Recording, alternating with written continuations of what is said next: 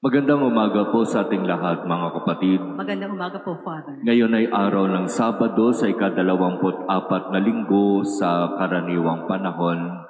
Sa ating pagninilay ngayong araw na ito ng Sabado, bago harapin ng marami sa ating mga kababayan at ang iba't ibang mga kilos protesta tungkol doon sa malawakang pandaraya pagnanakaw sa pamahalaan sa kaban ng bayan. Magandang balikan muna ang sinasabi sa unang sulat ni Apostol San Pablo kay Timoteo. Dito malinaw nating malalaman kung bakit ba nagkakaganito tayo. Malinaw na ipinapaalaala sa atin ni San Pablo kung ano ang maaaring dahilan at tayo'y nalilihis ng landas, naiiba ang mga pinapahalagahan sa buhay. Sinasabi ni San Pablo, sa ngalan ng Diyos na nagbibigay buhay sa lahat ng bagay at sa ngalan ni Kristo Jesus na nagpatotoo sa harapan ni Poncio Pilato, iniutos ko sa inyo, panatilihin ninyong mabisa at walang kapintasan ang inyong pagsisikap na manalig kay Jesus. Siya lamang ang Panginoon.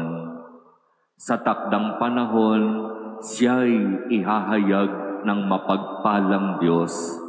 Siya ang hari ng mga hari. Siya lamang ang walang kamatayan, ang nananahan sa liwanag na hindi matitigan, at siya ay mananatili hanggang wakas. Anong ibig sabihin? Si Jesus lamang ang dapat na maging sentro ng ating buhay. Si Jesus lamang ang dapat na maging priority ng ating buhay at wala ng iba.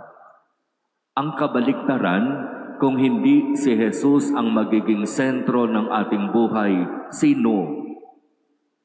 Kung hindi si Jesus ang magiging priority natin sa buhay, sino? Kaya nga, ipinapaalaala sa atin ni San Pablo, si Jesus lamang ang Panginoon, ang hari ng mga hari. Sa Kanya tayo dapat manalig at magtiwala at wala ng ibang. Huwag nating pangarapin ang buhay na maglalayo sa atin sa Diyos. Huwag nating pangarapin ang posisyon sa buhay na hindi naman makatutulong upang tayo'y mas lumapit sa Diyos. Huwag nating pangarapin ang mga bagay na makamundo, mga bagay na material, sapagkat ang lahat ng iyan ang siyang hihila sa atin palayo sa Diyos. Ang ipanalangin nating biyaya na ibigay ng Diyos sa atin ay ang pagsisikap na sa lahat ng ating iisipin, sasabihin at gagawin. Ito sana lahat ay patungkol at patungo sa ating Panginoong Jesus.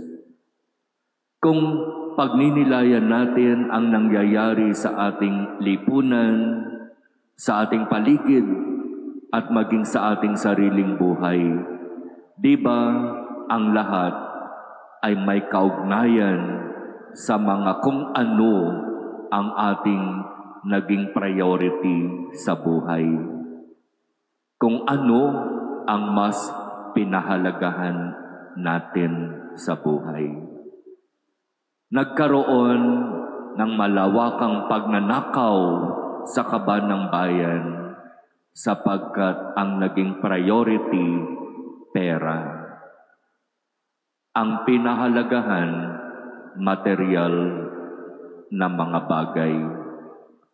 Ang pinakisamahan, mga taong sarili lamang ang iniisip at walang hinahangad kung hindi magkamal ng maraming pera. Kapag ganyan ang magiging priority natin sa buhay, ilalayo at ilalayo tayo niyan sa Diyos. Kaya tama si San Pablo, gawin nating sentro ng ating buhay si Jesus.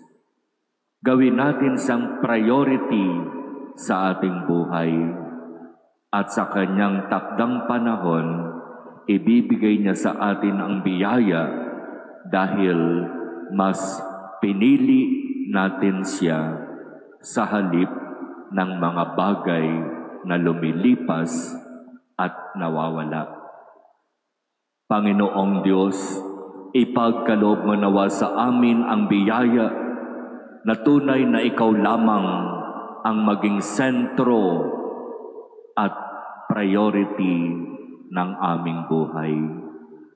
Huwag mong ipahintulot na kami ay matukso sa yaman, sa posisyon, sa katayuan sa buhay. Huwag mong hayaan na kami tuluyang mapalayo sa iyo dahil sa aming kasalanan.